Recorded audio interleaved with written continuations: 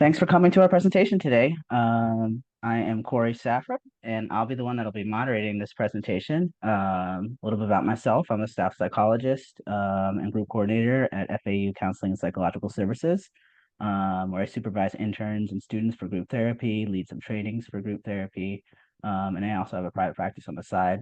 My experience running groups includes running an Understanding Yourself and Others group, men's process group, trans support group, LGB group, relationship groups and anxiety and depression groups in college counseling, um, as well as I've led groups before with kids who are sexually abused, groups of sex offenders, and groups of children in diversion. I enjoy running process and support groups the most. I also am part of FGPS. I'm part of the member slip slash marketing part of it. And my identities are white, heterosexual, cisgender. So I'll be kind of asking questions and moderating, but it's not coming from someone from a Latin background. So next person I'll introduce. I'm moderating with Juan and Julio, and both are my coworkers at FAU. And so Juan is a therapist and international student services liaison at FAU Counseling and Psychological Services. Juan has experience running process groups like Understanding Yourself and Others for the past 2 years. Additionally, he has experience working in support groups for Latin students to discuss experiences of the Latin individual living in the US. Juan is passionate about working with the Latin population in multiple settings, such as research, individual, relationship, and group therapy. And Julio Rivas is a staff psychologist and training director at FAU, Counseling and Psychological Services, where he oversees practicum students, an APA internship, and postdoctoral residency program. He often co-facilitates and supervises trainees across different groups. Julio has run groups at 3 different counseling centers across the country and has experience running long-term process groups in the community. In addition to co-facilitating a Latin support group, Julio has run general process groups, men's process groups, and a family of origin theme group. Throughout his graduate training and during internship, Julio has specialized in working with the Latin community and now regularly supervises trainees in working with Latin students. The style of today's topic will be a discussion, which I'll be asking questions and moderating. If you have any questions, feel free to put it in the chat, message me directly, or put it in the chat. And I'll try to get them in, provided we have enough time. All right, so let's get started. Juan and Julio, what are some considerations to take into account if I was running a group with Latin members?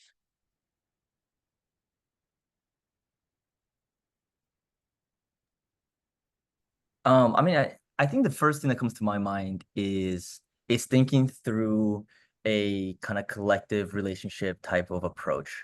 So already in group, there is the dynamics that are happening, the interpersonal dynamics that we're like looking out for.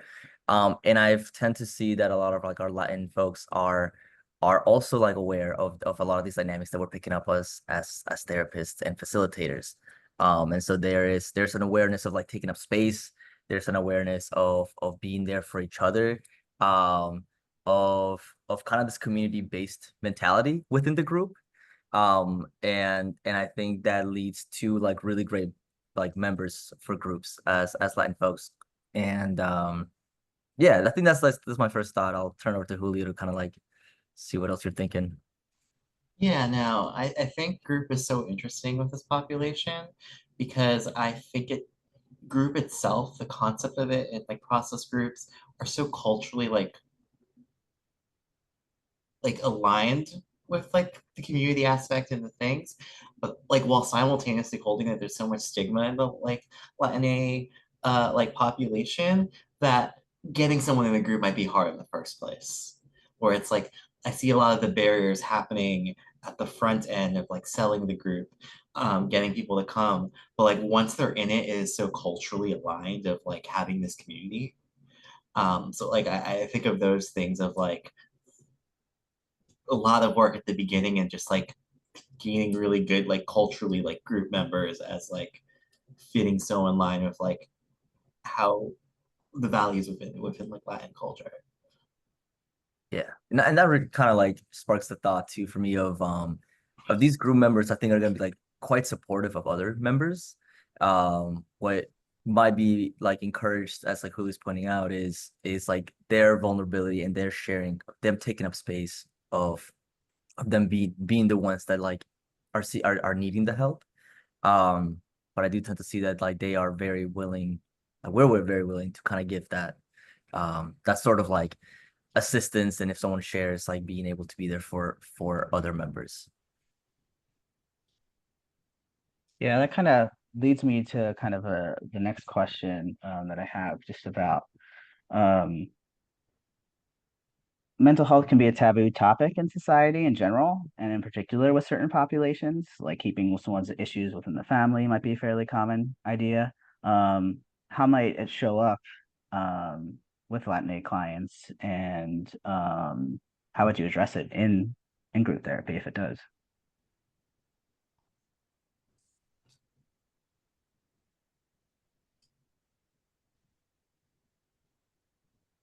I think for me, and this is true of most members, but I think has a different like cultural like relevance. Where I think most members have a stigma initially at first of talking about their mental health in a group.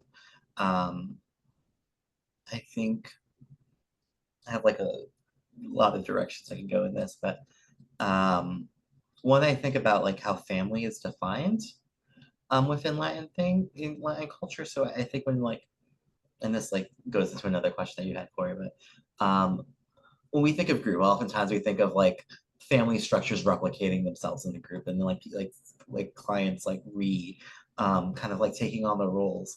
And I think something I consider is that in a lot of Latin cultures, family is not just the nuclear family.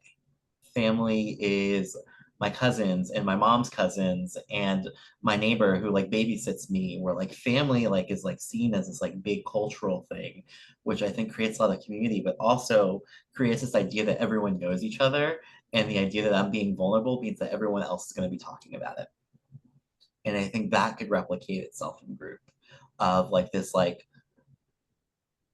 anything I share may be open like within the group, it like maybe talked about like outside the group. So I think there's like this like extra layer that is like cultural of like any because people are so close culturally, anything could be shared to anyone, which I think for some people will like create a sense of safety, and for other people it's like I'm not sharing anything because I don't know who I can trust. Yeah, no, I really agree with that. I don't have that much more to add. I think that's just I just want to echo that process I've seen as well. In beginning to open up in group, being hesitant about that, and almost this idea too of like saving face and of certain like piece of pride when it comes to sharing. Where I do see that this dynamics of like in the family, like these conversations kind of like reaching like a lot of ears, and a lot of members of the family like finding out about stuff um can be both a sense of like protection and support, and can also make a lot of Latin folks like careful about how they're sharing or who they're sharing um their information with. But once the trust is there too, like there is a sense of community that I think becomes like really quickly built.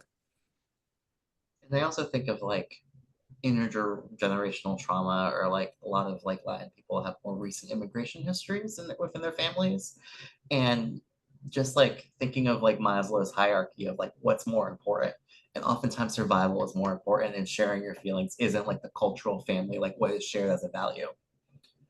So oftentimes like going into this group where it's like no, we're going to prioritize like being open and sharing feelings and supporting each other might seem a little foreign, because depending on what your family structure is, like the message might be like we have to be tough, we have to like put our feelings away because we have to survive, which is like instinctual and what is needed sometimes, I think, for a lot of like immigrant families.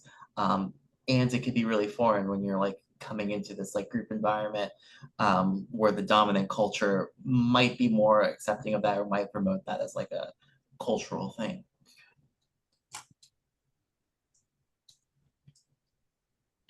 had a question, and kind of in what you're saying, Julio. Um, does this idea that you're talking about kind of families and like knowing about like people knowing about what goes on and everything, does it impact how you talk about confidentiality in your groups? Let's say if it was a Latin only group or a mixed group with Latin members in it, would that impact how you talk about confidentiality when you're starting group? That's a great question.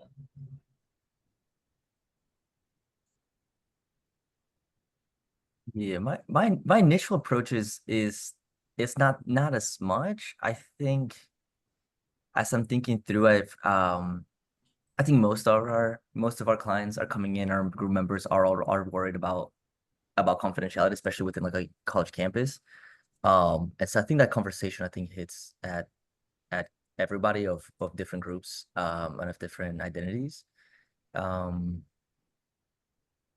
I think my approach with Latin folks is I try to be a bit more, if anything, I try to be like a bit more warm in like the beginning of like trying to create a sense that this group can feel a bit more like family, and that there's warmth and there's connection, and that we can like actually break down some of more of these like Western kind of views of like professionalism or what a group in a university setting is supposed to look like, where there's this formality to it.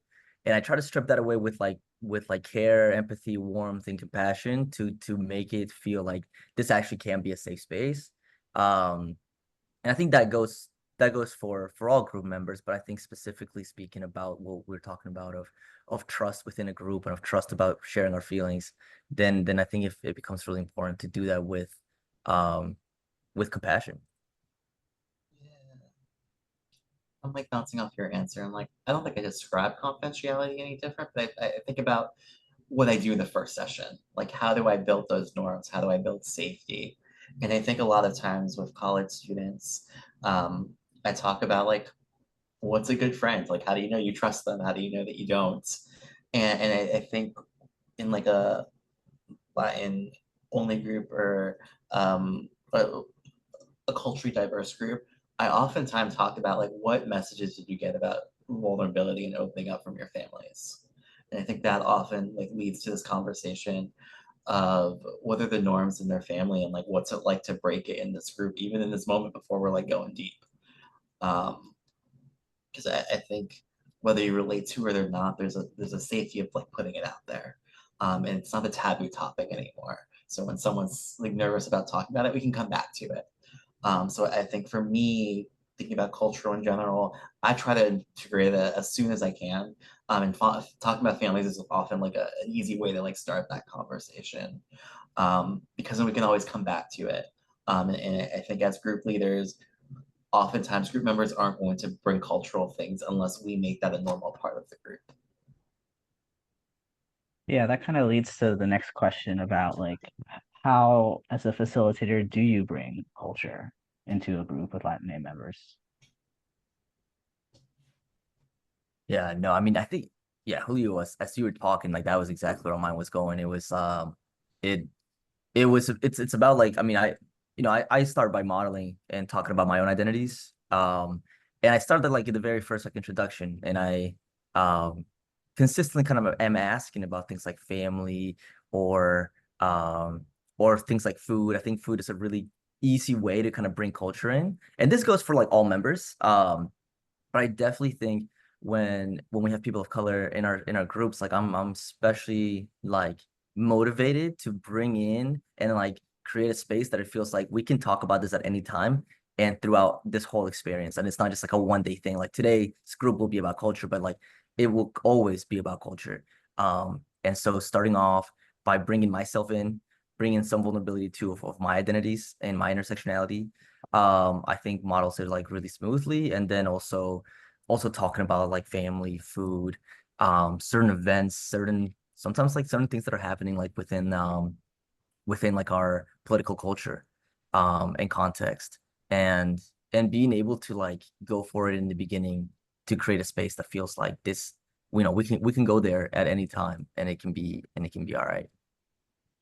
Yeah, I think similar doing early.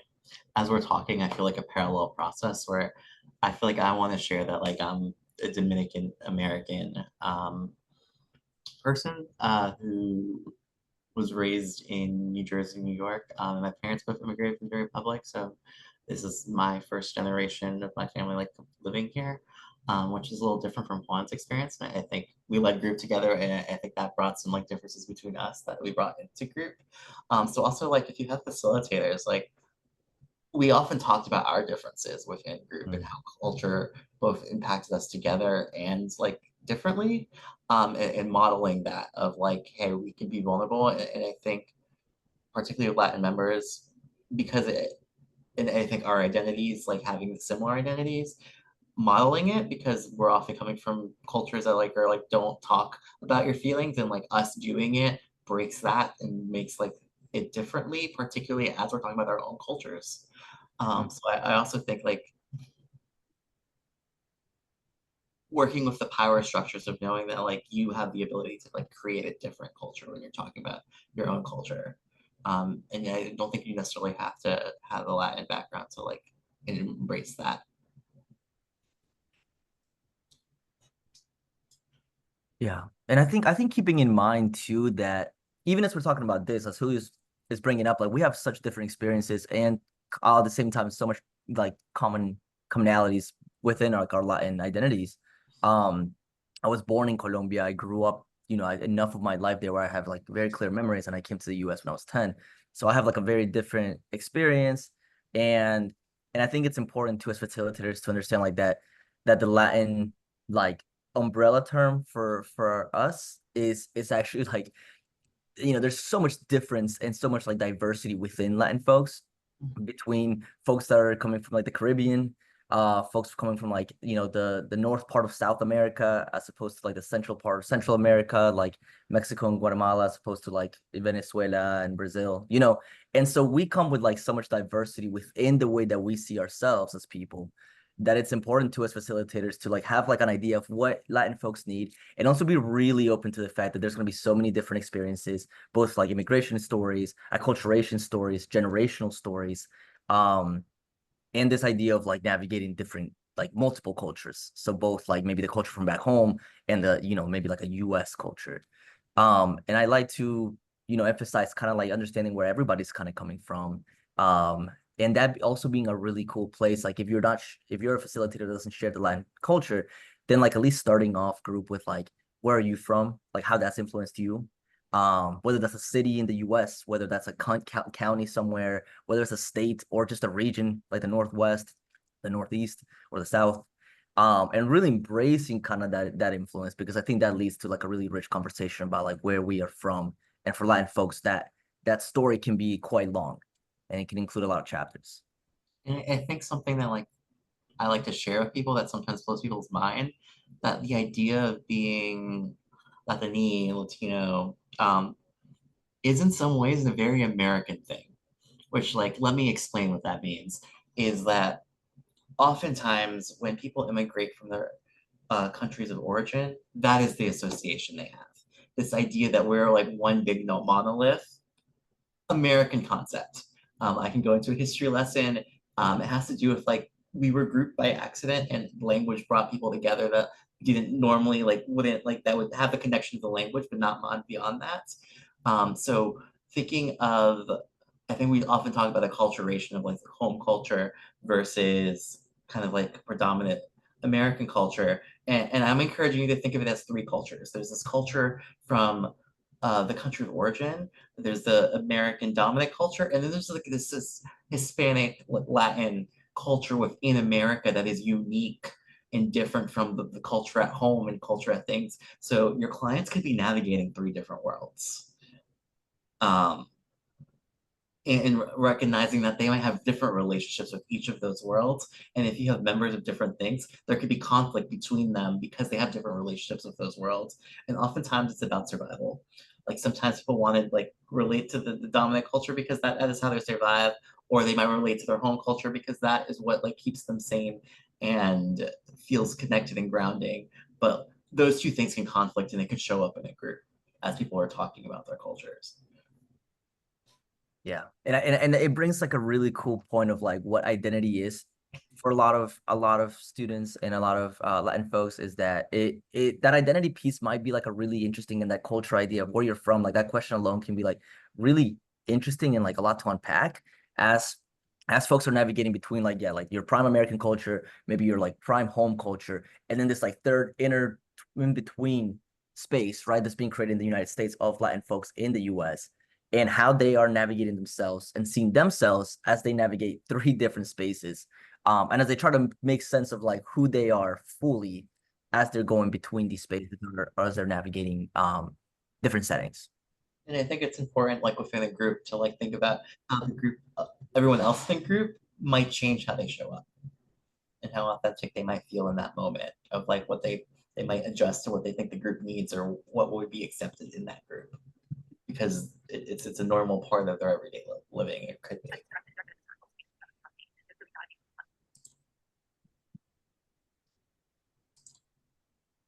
So kind of as a facilitator, it sounds like a kind of a lot to navigate, like, bringing up culture, sharing about yourself, and also opening up the space for clients to be able to kind of share about their culture and acculturation and all of that. So like, how do you sort of navigate some of these ways of trying to get people to open up and talk about things like acculturation or generational status or country of origin?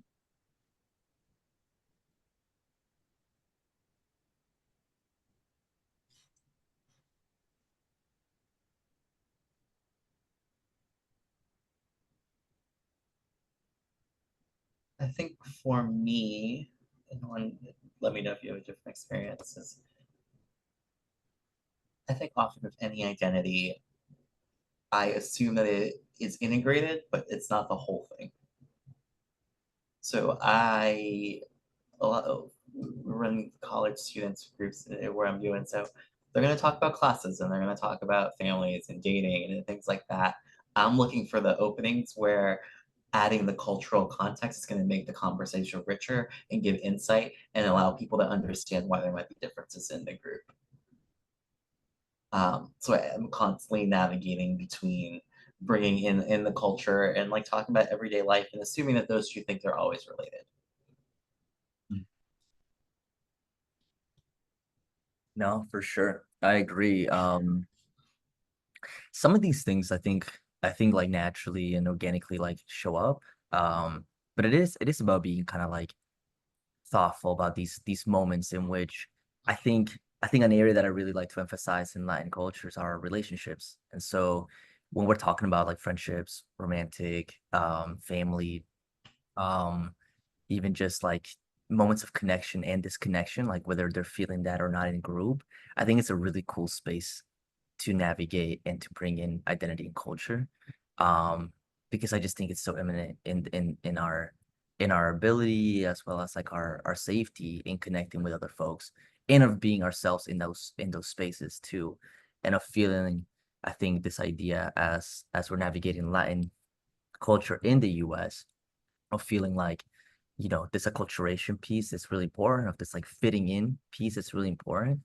And I find there's a lot of richness within those conversations, which I think naturally happens for college students, but also like all folks, of like, how are you feeling connected, intertwined, um, within the society that you're navigating, within the people that you see, and the places that you're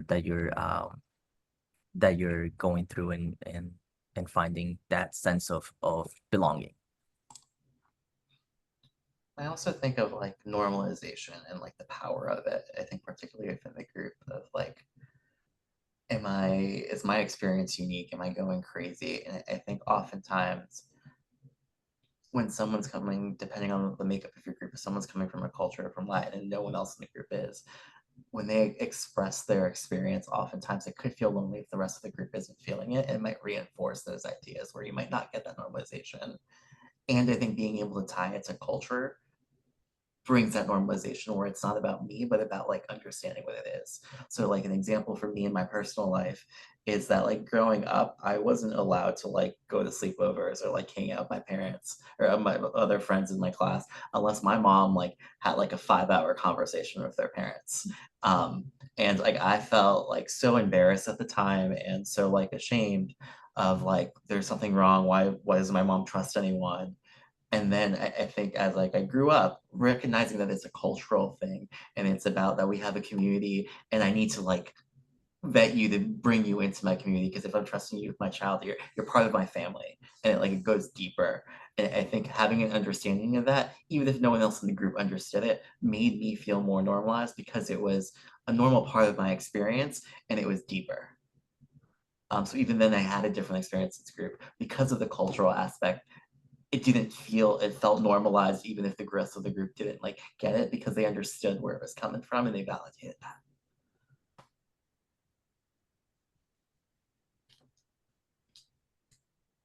That's a really good example, Leah. I like that example. Um, Another question that I have is how does it differ if I'm running a group for only Latin members versus like a support group or a process group versus a group with, you know, a mixed population?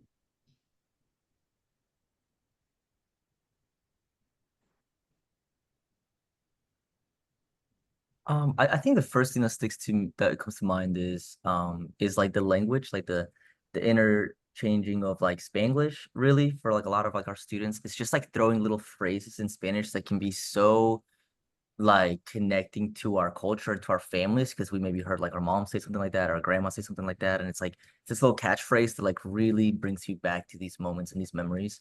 And I think when working with like a Latin support group, there's like a really quick ability to go there. I think most of our Latin folks, even if they're not Spanish speaking, they tend to know these like certain kind of like phrases and idioms that really like bring it home.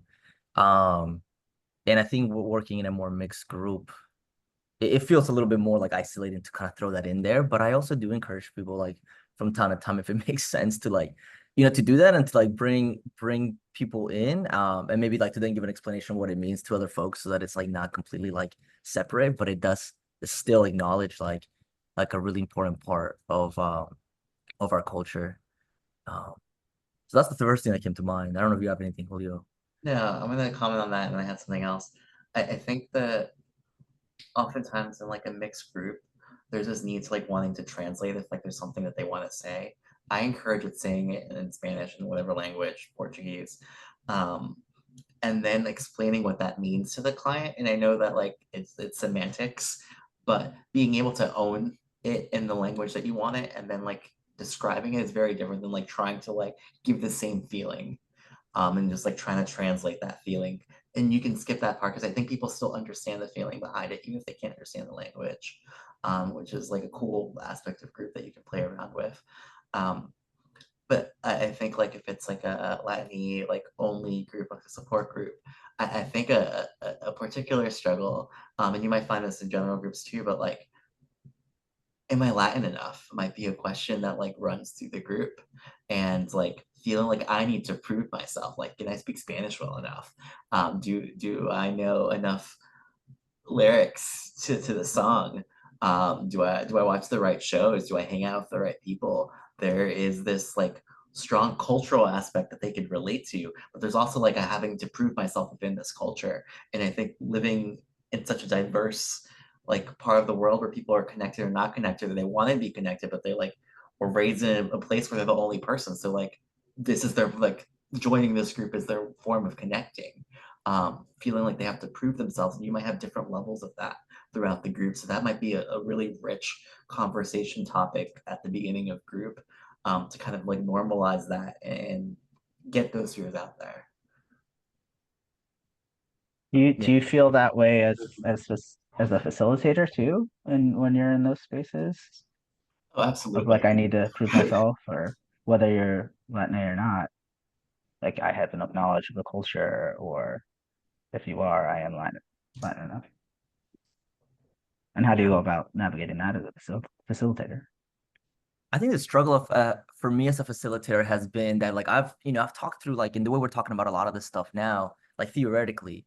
And so when we talk about these three cultures that like Julio brought up, that we have like the dominant American white tend to be culture, the kind of back home kind of frozen like in time Latin culture, and then like the Latin American culture that's been created within those two spaces. It's like we have the language to kind of like maybe see and visualize like interchanging between these things. And so when I come into these spaces and I'm kind of going through my own identity and cultural kind of journey, I think a struggle of mine is I tend to think about it through this academic kind of way. And it's also really humbling and cool moment to then have like members of the group that are going through similar things, and they're describing it without like that context, but with more like feeling and emotion and just like with memories and experiences and stories. And I think it's a really cool place to meet like our group members at. Um and both to connect and also to sometimes like it's been cool to like even like throw some of these frameworks out there for them to really like one normalize and also contextualize their experiences and see the separation necessarily from within, and also with like the connection that they've seen or lack of connection based on context and based on things that like are maybe outside of their control. Yeah. And like Juan and I ran a Latin support group last year, and we would like after the group we would constantly talk about like how impostery we felt at times, or how connected it was in our own personal groups, because it's personal for us. And I think there's such a great value of modeling that to the group, of like sharing when like hey, like I don't understand that, or like I feel like I'm like left out, and like I'm not like sharing that, like when you're not feeling Latin enough.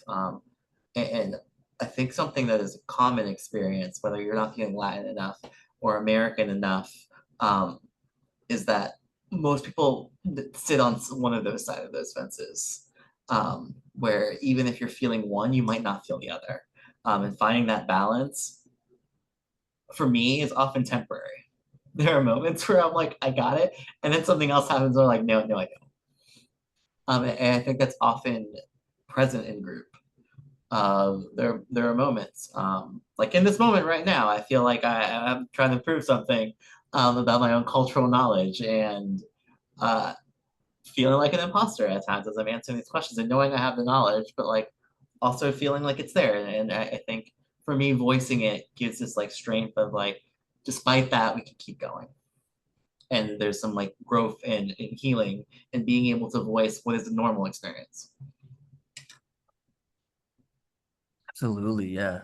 No, I appreciate that vulnerability too, Julio. Like I think that's been like such a huge part of inviting our Latin students in is like us modeling that vulnerability to begin with. Um and being able to connect with that within that like emotionality. I was also thinking through like if you are facilitating a group of that nature, thinking about like what even what being like Latin enough might mean. Because we're in South Florida, so there's actually like quite a diverse group of Latin identities down in Miami specifically, and as we see this like a little bit more north, but there's also this idea of Miami culture and influencing that, and so sometimes being like Latin enough is this very stereotypical Miami kind of Caribbean kind of like poppy kind of like um dancing, going out, partying, flavored, like money, and so like even like dissecting that a little bit and being like, there's some folks that might feel Latin enough, but maybe not in Miami, right?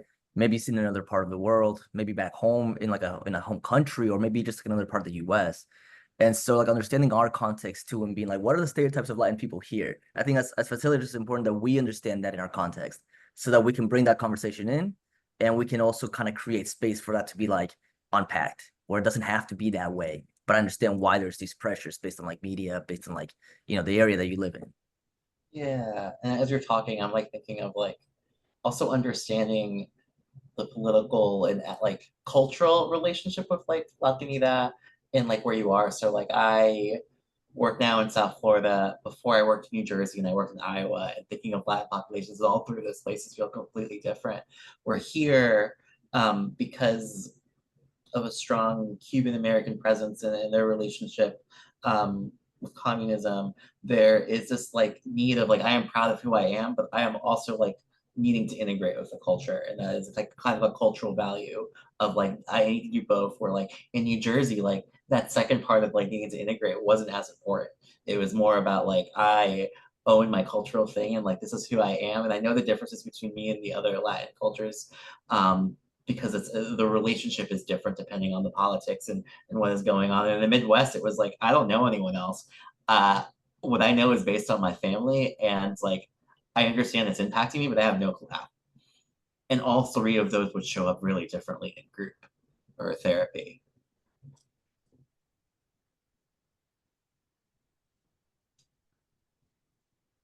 Yeah, I think you're bringing up an interesting point about kind of the area that you live in and the culture that you're sort of infused in and how that might impact people. So like maybe it would be different if you were, you know, uh, a Latin person in South Florida versus North Florida and how kind of that might impact you and how might, you know, groups be differently kind of based on the area that you're located in.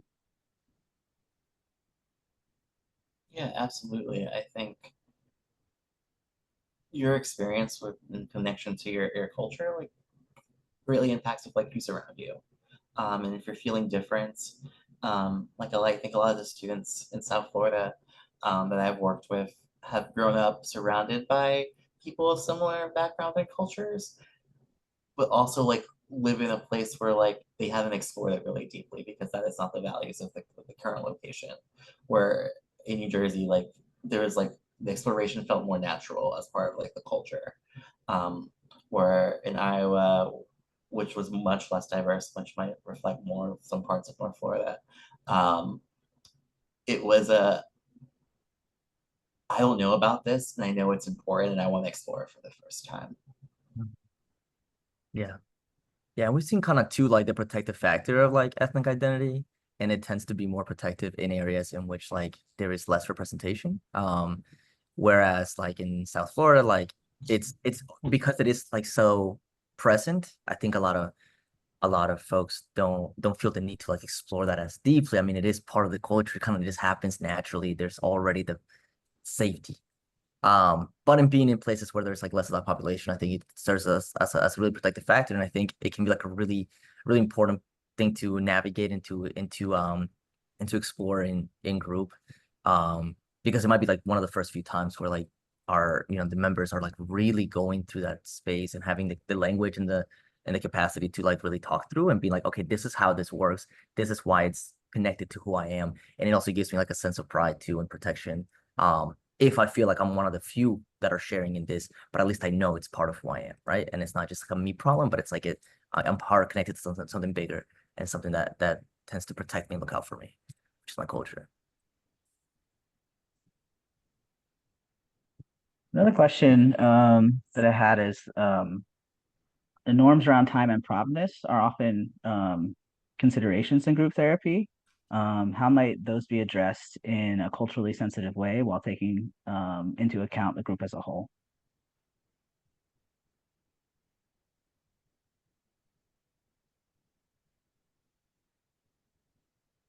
That is a great question. And to be honest, I struggle with it. Um, because I think in some ways, I think time is a more the way that we view it in group and the way literature writes it up. It's written from a more Western, there need this starts at this time, it has to start at this time. We need to talk about it as a group if it's not starting at this time. And like culturally that might not be what people are used to, and it might be rejecting of being in the here and now.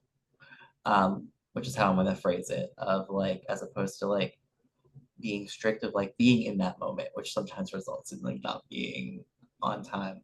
Um, so I think the way I don't think me and Juan ever talked about it, the way we handled it last semester is we gave a grace window, where we were way more flexible in the first 15 minutes. Um, and then after that, we talk about it a bit more. Um, and then I think having conversations with the clients as a from a cultural sense, as opposed to like not just you're infecting this time, but like, hey, we know those people are showing up at different times. I'm wondering like, what's that look like in your families? Like, what messages did you grow up? Um, and if it's more of like a more Latin culture, like, what's it like when your parents showed up late? Mm. Because that might be feelings, they might be replicating that, they might not. But oftentimes, like exploring it from a cultural lens as opposed to like you're impacting the group negatively lens, um, I think often gets us further and still gets us to the same point and becomes more collaborative with the group. I don't know I, if you think so. I think that's great. No, I love that, Julio. That was great. I think too of how does like time impact me as a facilitator too. So like reflecting on that yourself and bringing a little bit of that into the group. I mean, like, if you want to model that like conversation around like what timeliness was like it can also start with you. Because for me, like I tend to not have an issue with that because I tend to work in that mentality. Like my time is very like fluid and flexible, and I tend to like move around in that, kind of like showing up a little like technically like a little bit late or like staying a little bit extra with a certain client if I feel like it was important. And so and so for me, like there's just like a sense of like normality to it, even if there's no Latin students in my group. But if I see somebody coming a little bit late, like to me, it kind of makes sense. And so I'm less likely to kind of go into that conversation unless I'm starting to see that like it is impacting kind of like the flow of things. Um, so yeah. Cory, can I divulge somewhere else? Sure. Just like thinking about like cultural differences, like we know we're talking about time, but it made me start thinking about like emotions and how we express them. And I think they're oftentimes one of the group goals is to help people find a place to be able to be vulnerable and emotionally expressive with people and find support. Um, and I think that oftentimes what that looks like could have some like Western values of like what is normal. So I think something I see with a lot of my Latin clients is that that they're very emotionally expressive but not always vulnerable. And oftentimes we connect those two things, but it might not be connected in this culture where a client could be very expressive, very emotional. Um, they might show anger, they might show like frustration, where it feels like they're being very like emotionally expressive, and they are. Or they like might have like they might say the perfect thing to like the group member across from them that is supportive and warm and caring. But the places I notice are like oftentimes that could mask for like being vulnerable themselves. And I think if we're just looking at it from like a, oh, they're being emotionally expressive check mark, we might miss that.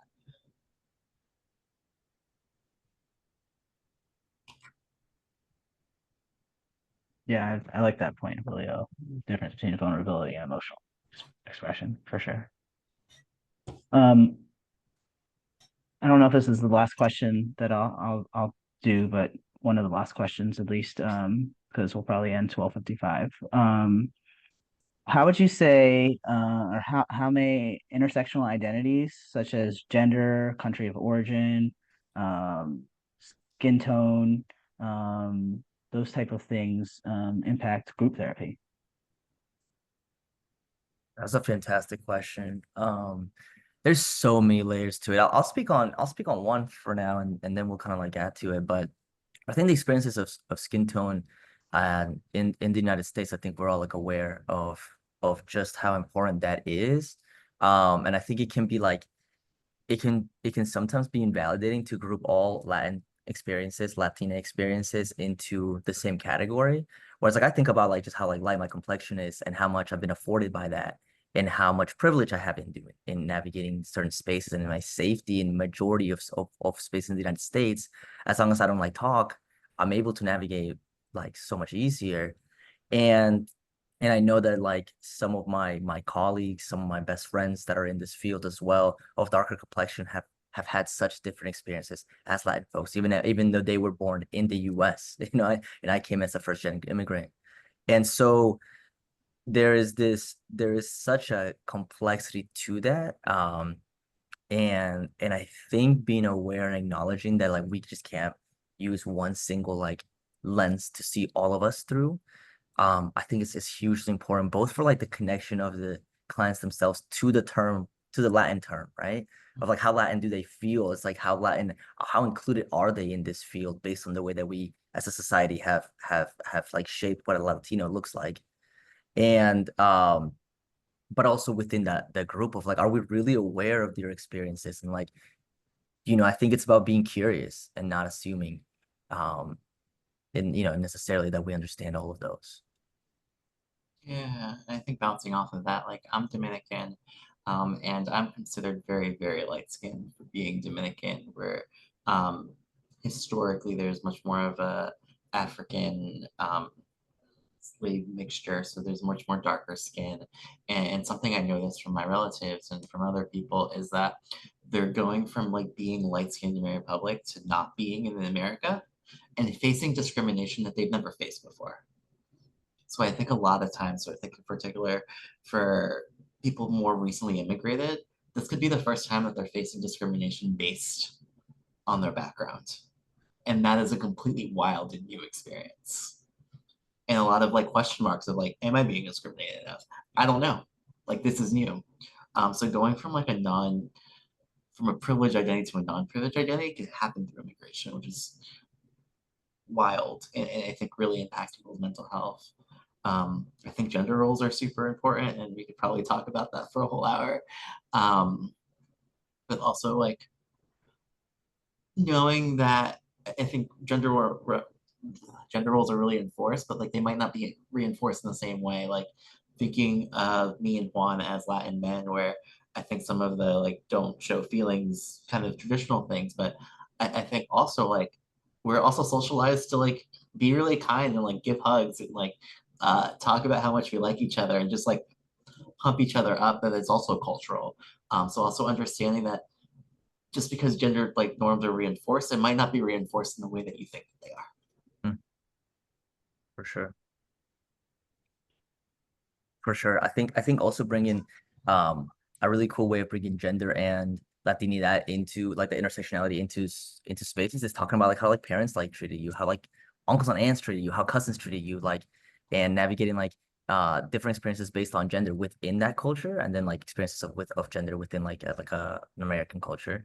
Um can be like a really rich and quick way for feeling like people tend to have like really strong opinions of like, oh yeah, like my brother got treated this way, but like me as like a woman got treated this way, or vice versa.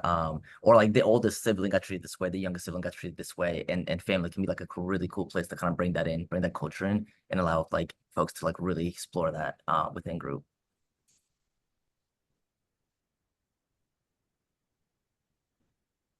So I know we have just 2 minutes left or so.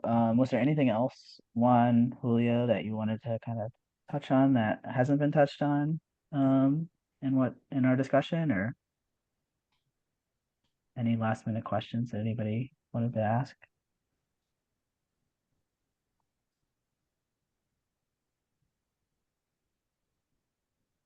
I have a question I can ask. Please. Says, okay, cool. Thanks. My name is Ksenia. I use she, her pronouns. I'm at UNR Counseling Services. I was wondering, like a lot of times in Latinx culture and also some other cultures, like how people show connection and vulnerability is through acts like giving hugs or bringing food to share. And specifically in interpersonal process groups, we focus on putting all of those things into words instead. So how do you balance the spirit of interpersonal process group, but also being kind of culturally sensitive and honoring the culture? It's a fantastic question. I love that. I love that because like I always struggle with that of feeling like, I think in a lot of like US context, it's like there's like this no touch policy, like keep a distance from each other, personal space, right? And from where I'm from, that is not the case, even with strangers, right? Like the first time if somebody is introduced to me, from Colombia, like we give a kiss on the cheek. And to go from that to like not even like, it's like barely like a fist bump, it can feel like a bit invalidating. And so I love that question because it's something that I'm still trying to navigate.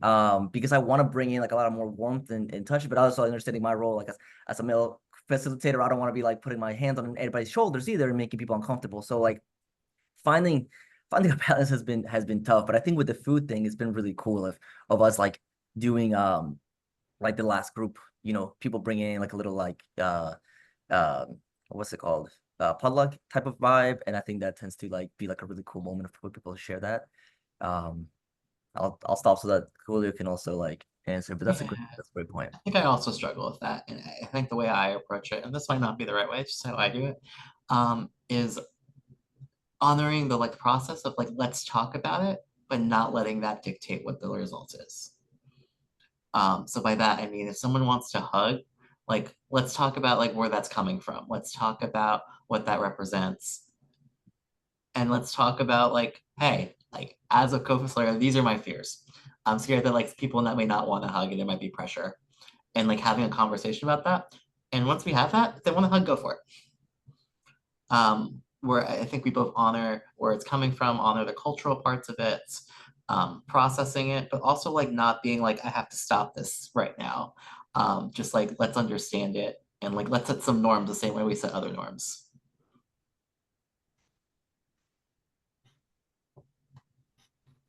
Yeah, I think similar to food of like, let's talk about pros, cons, what it means, where it's coming from. Like our Latin group, like people wanted to bring food because it represented who they were. And it represented that they wanted to show care and that this was their way of like being like more than verbal. I want to show you that this meant something to me. So yeah, we weren't going to deny that. But we also wanted it to be verbal of like understanding that they understood that the meaning behind it.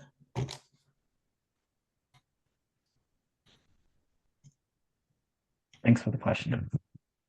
If it's okay, I just wanted to quickly jump in and thank you so much to our presenters, Julio and Juan. You did a wonderful job in sharing and being so vulnerable with yourselves and open. It was really excellent. This was such a great turnout. And Cory, thank you so much for your terrific questions and for facilitating such a wonderful discussion. I feel like we could go on for another hour.